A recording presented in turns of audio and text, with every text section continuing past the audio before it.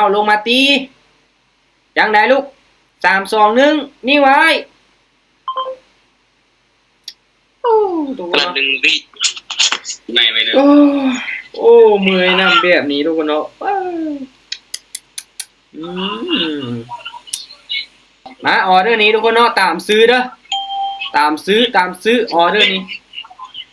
จัดไปเนาะตามซื้ออย่างไหนลูกถามว่าลงมา1 วิสุดท้ายนี่ปิดมิทติ้งนี่ได้นี่ได้นิ่งไว้ลงขาลงมาระยะหนึ่งเนาะแล้วก็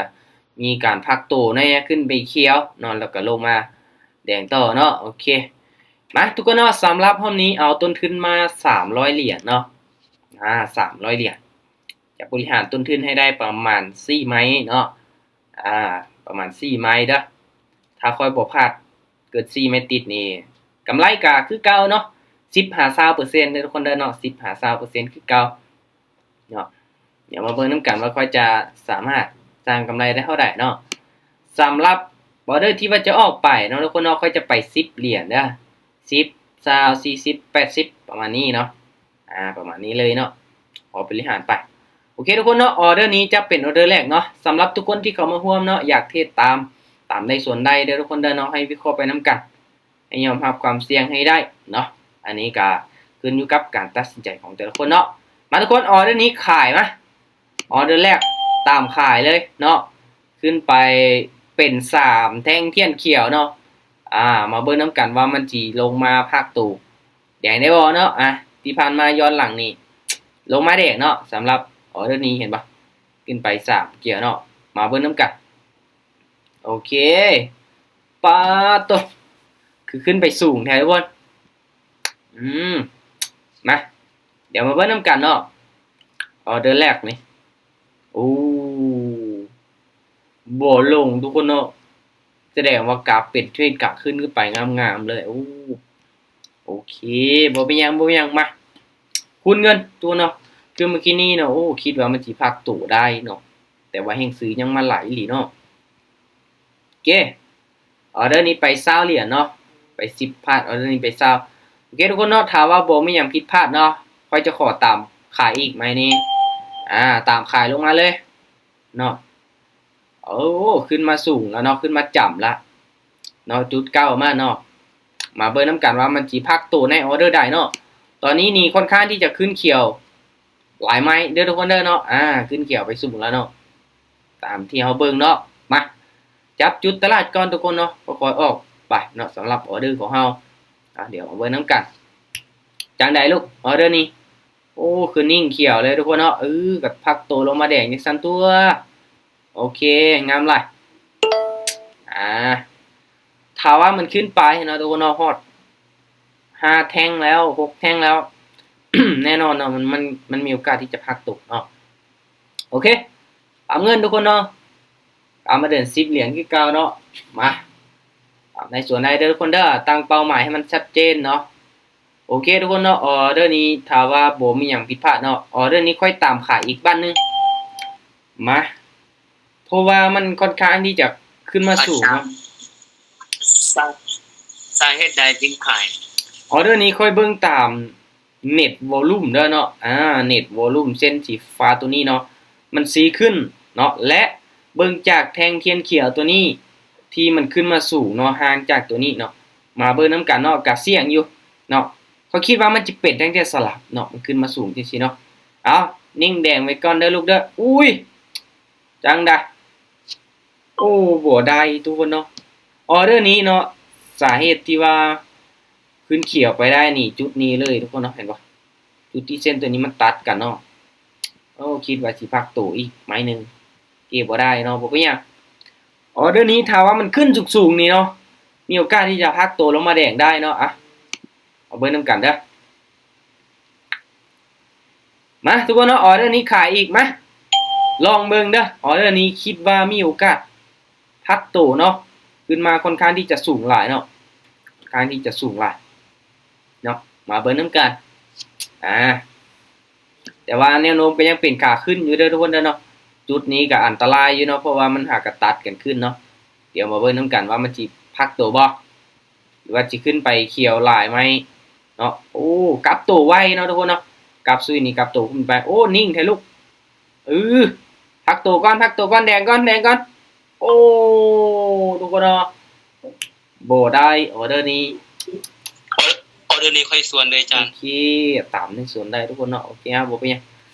โอ้คิดว่าสิพักตัวได้เนาะบ่ได้เนาะโอเคครับเอาเงินไปต่อทุกคนเนาะออเดอร์นี้คูณเงินไป40เนาะเบาๆเนาะวันนี้ไปเบาๆโอเคทุกคนเนาะถ้าว่าบ่มีหยังผิดพลาดบ่มีหยังเปลี่ยนแปลงออเดอร์นี้ตามซื้อมาลงมาแดงพักโตจังซี่นี่เนาะเป็นแนวโน้มขาขึ้นนี่มาเบิ่งนำกันเนาะว่ามันสิขึ้นไปเขียวได้บ่เนาะมาเบิ่งนำกันบอกว่าตามซื้อแล้วสิลงมาแดงบาดนี้เนาะโอ้อันตรายเด้อทุกคนเนาะ เป็นไปลง หมูกับตู่ลงมา2ในเทนแดงซื่อเนาะโอ้คิดว่ามันสิพักตู่แล้วขึ้นไปต่อเนาะกระจักซันตัวลูกโอเคทุกคนเนาะสาเหตุที่ว่าค่อยตามซื้อก็ย้อนว่าอินดิเคเตอร์ตัวนี้เนาะมันยังขนานกันขึ้นไปเนาะบ่เนาะมันยังสีขึ้นเนาะแล้วก็มันลงมาแดงยาวนึงโอ้คิดว่ามีโอกาสสลับเนาะตามที่ผ่านมาเนาะก็เลยตามซื้อขึ้นไปเลยโอเคทุกคนเนาะมาค่อนข้างที่จะแห้งซื้อแห้งขายมาแห้งเด้อเนาะถ้างั้นก็ระมัดระวังทุกคนเนาะโอเคกลับมาเดินเงิน10เหรียญให้เก่าออเดอร์นี้ตามซื้อมาตามซื้อเด้อทุกคนเด้อมันลงมาแดงค่อนข้างที่จะยาวจังซี่นี่พอคิดว่ามีโอกาสสลับขึ้นไปได้เนาะมีโอกาสสลับขึ้นไปได้เนาะไปนักเรียนสลับขึ้นไปได้เนาะมาเดี๋ยวมาเบิ่งน้ำกันขึ้นไปเขียวยาวลูกเขียวยาววิเคราะห์ไปน้ำกันเด้อทุกคนเด้อเนาะมันก็บ่มีคำว่า 100% เนาะที่จริงแล้วถ้าเราเลือกเนาะเทคนิคใดเทคนิคนึงมันก็อาจจะได้ผลในช่วงนี้เนาะหรือว่าอาจจะวินแน่พลาดแน่เนาะก็บ่มีเทคนิคใดที่ว่าจะวินในทุกช่วงทุกคนเนาะหลักๆเนาะทุกอย่างทุกๆเทคนิคมันก็อยู่บนพื้นฐานการวิเคราะห์ทุกคนเนาะบ่มีไผฮู้ลวงหน้าเนาะโอเคมั้ยไปกันต่อเนาะไปกันต่อตามได้ส่วนได้เด้อทุกคนเด้อโอ้สลับลงมาแดงยาวๆลูกลงมาแดงยาวๆแท่งนี้เนาะปรับเงินเนาะ10เหรียญมาทุกคนเนาะออเดอร์นี้ตามซื้ออีกจัดไปเนาะตัวนี้นี่ตามแท่งเทียนสลับไปก่อนเนาะมันสลับมานี่แดงมา1 2 3ไม้แล้วเนาะก็อันตรายอยู่ทุกคนเนาะแต่บ่ฮู้ว่ามันสิสลับมาจากไม้เนาะสูงสุดจะสลับประมาณ3ไม้เนาะ4ไม้มันจะเปลี่ยนตัวนึงเนาะออเดอร์นี้มาเบิ่งน้ำกับลองเบิ่งเนาะโอ้ค่อนข้างที่จะนิ่งแท้ลูกขึ้นไปดิทุกคนเนาะมาลุ้นเริ่มกันว่าจะขึ้นได้บ่หรือว่าจะนิ่งจังซี่ สบายดีอาจารย์ โอเคนิ่งคลิปเลยทุกคนเนาะสบายดีทีมงานที่เขามาเด้อสบายดีทุกคน อยู่กลางเลยอาจารย์ปั้นน้ำมันบอก กับแม่นเนาะกับซุยเด้อทุกคนเด้อมาพูดเงินเนาะออเดอร์นี้ห่วยมันขึ้นนิ่งเทละบาทนี่เดี๋ยวเบิ่งนำกันว่าจิเป็นจังได๋ลงมาแดงทุกคนเนาะมาตามเทคนิคเด้อถึงแม้ว่ามันสิบ่ได้ผลก็อยาโอเคออเดอร์นี้ขายเด้อขายที่จริงเนาะทุกคนเนาะถ้าว่าแท่งนี้เนาะมันลงมาแดงเมื่อกี้นี่เขาจะตามซื้อเด้อแต่เมื่อกี้นี้มันจวดขึ้นไปเขียวหน่อยนึงเนาะและสังเกตเห็นเนาะว่าเส้นตัวนี้นี่เริ่มก้งแล้วเนาะและ MACD ก็เริ่มมีวอลลุ่มแดงแล้วเนาะก็เลยตามขายบ่ได้ตีจังซีเนาะทุกคนเนาะบ่ได้ผลว่ะ MACD บอกเข้าไว้ตรงนี้โอเคบ่เป็นหยังมาไปกันต่อทุกคนเนาะไปกันต่อคูณเงินไปทุกคนเนาะคูณเงินไปอาศัยในการคูณเงินไปนะเนาะโอเคออเดอร์นี้ปรับเงินมาตัวเนาะเดี๋ยวเรามาเบิ่งนำกันในตอนท้ายเนาะโอเคถ้าว่าออเดอร์นี้บ่มีหยังเปลี่ยนแปลงตามขายเด้อทุกคนเด้อตามขายจัดขายลงมาเลยออเดอร์นี้มามีโอกาสที่จะลงมาแดงได้เดี๋ยวทุกคนเด้อเนาะไปสังเกตเบิ่งจากเส้นสีเหลืองๆตัวนี้เนาะมันเริ่มก้งตัดเส้นสีฟ้าแล้วเนาะมันเริ่มกลับตัวเป็นแนวโน้มขาลงแล้วมาออเดอร์นี้มีโอกาสลงมาแดงต่อได้ลงมายาวๆลุกลงมายาวๆเนาะเฮาก็ สังเกตเบิ่งแนวโน้มระยะสั้นทุกคนเนาะตรงนี้นี่สังเกตเบิ่งแนวโน้มระยะสั้นโอเคนิ่งแดงไว้ก่อนเด้ออุ้ยบ่ได้ตีจังสี่ทุกคนเนาะ เกือบบ่บินนะจัง เกือบแล้วโอ้โห 1 วิเมื่อกี้คนตกใจ คนกัดคิดว่าสิเรียบร้อยแล้วเนาะแต่ว่าบ่เป็นหยังเนาะหลักๆเท่ากันอาหารขึ้นไปเนาะวินเนผัดเนปะปนกันไปโอเคทุกคนเนาะออเดอร์นี้เด้อออเดอร์นี้ขายอีกมาขายออเดอร์นี้นี่ถือว่าสวนเลยนะเทคนิคของเฮาเนาะ3แท่งเทียนแดงนี่บ่ค่อยได้ผลเนาะช่วงนี้บ่ค่อยได้ผลเลยเนาะเห็นว่าเส้นตัวนี้แหละเริ่มตัดกันลงมาแล้วเนาะจุดตัดกัดเนาะมาจุดตัดกัดเอาแหละที่ผ่านมานี่บ่ได้ผลนะทุกคนเนาะผ่านมานี่มันอยู่บ่พักตัวนะแทงนี้บอกว่ามันสิมาพักตัวทุกคนเนาะน่าจะเรียบร้อยเนาะพักตัวน้อยเดียวโอเคทุกคนเนาะบอกไปยังแสดงว่าก็ได้ผลอยู่เนาะ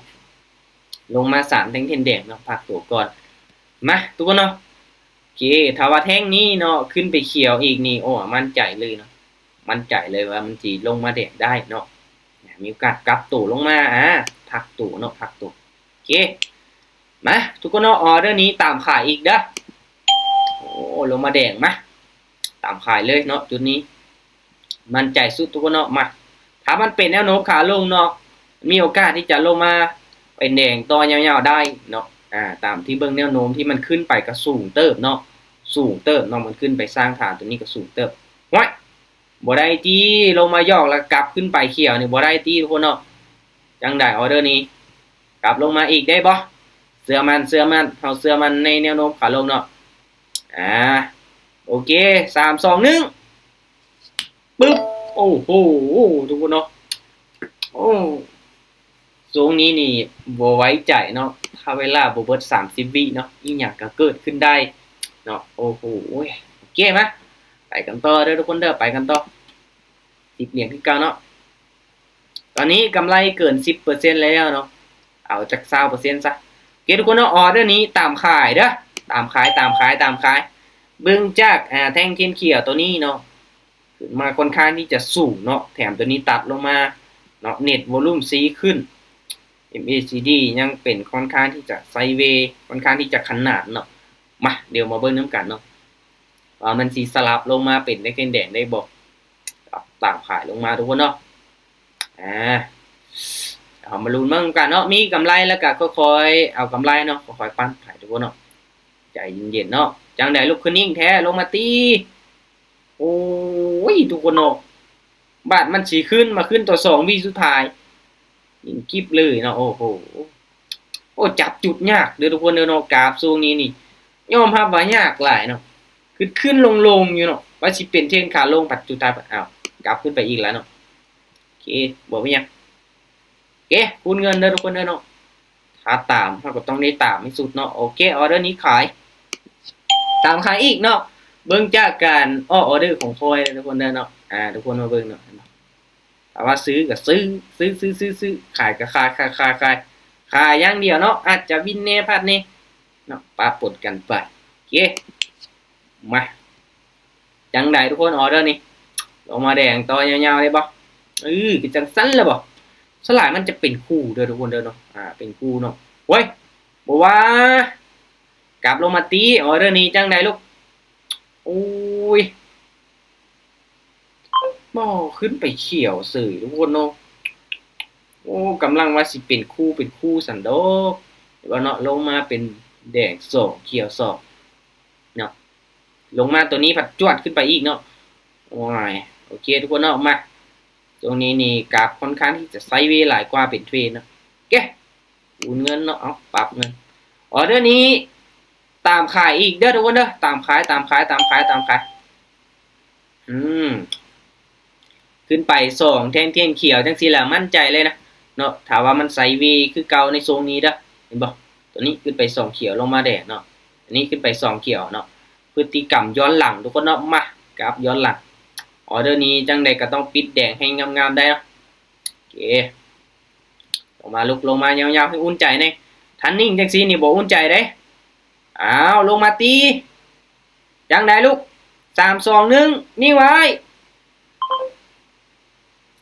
โอ้ทุกคน ละ เนาะ 1วิในไปเลย โอ้โอ้เมื่อยนำแบบนี้ทุกคนเนาะว้าวอืมบ่ได้ตีจังสีทุกคนเนาะ จะนอกมีสร้างนอกคิดว่าสิบนเราเดือดขึ้นเลยที่สิบ อ้าวโอเคทุกคนเนาะตามได้ส่วนได้เด้อมาโอนเงินไปมาออเดอร์นี้ทุกคนเนาะตามซื้อเด้อตามซื้อออเดอร์นี้จัดไปเนาะตามซื้อไปยาวๆบ่านี้เนาะปิดไมค์ให้แน่ทุกคนเนาะปิดไมค์ให้แน่เด้อเสียงมีเสียงนิดนึงเนาะเห็นไหมมันบ่ลงแล้วก็ตามซื้อละออเดอร์นี้นี่สวัสดิพันธ์มาทุกคนเนาะมันเกิดมา3แดงเต็มเขียวละพักโตแดงเนาะมันจะขึ้นเขียวอีกเนาะเอาตามเน็ตวอลลุ่มไปเนาะได้ผลกันนะออเดอร์นี้อย่างไรลูกถามว่าลงมา1 วิสุดท้ายนี่ปิดมิทติ้งนี่ได้นี่ได้นิ่งไว้โอ้โหทุกคนเนาะเฮ้ยต้องไม้ที่4ทุกคนเนาะคูณเงินเท่าไม้ที่4เนาะช่วงนี้ไซด์เวย์ดูเนาะไซด์เวย์เนี่ยเท่ากับตามอินดิเคเตอร์ตัวนี้เนี่ยตามอินดิเคเตอร์ตัวนี้เนาะปะปนกันไปโอเคมายังอยู่ในแผนยังอยู่ในแผนมาทุกคนเนาะเดี๋ยวค่อยจะลองตามเน็ตวอลลุ่มเด้อออเดอร์นี้ทุกคนเนาะเน็ตวอลลุ่มซีขึ้นเนาะขายเด้อขายมารู้สึกว่าเขียวนี่เริ่มมาหลายแล้วเด้อทุกคนเด้อเนาะรู้สึกว่าเขียวนี่เริ่มมาหลายเบิ่งจากออเดอร์ที่มันออกเด้อออเดอร์นี้ก็เขียวออเดอร์นี้ก็เขียวเนาะถ้าเฮาขายนี่ห่วยเจียกมับเลยเนาะมันจะลงมาแดงแต่มันลงมาแดงแต่ออเดอร์นี้ออเดอร์เดียวเนาะตามในส่วนได้เนาะทุกคนเนาะเดี๋ยวมาเบิ่งนำกันเด้อมันเริ่มกลับตัวขึ้นไปไว้ นี่ต้องมาละ โอเคมาลุ้นเบิ่งนำกันเนาะโอเคก็ลงมาจาก4 ตัวเอ้าห่วยโอ้โห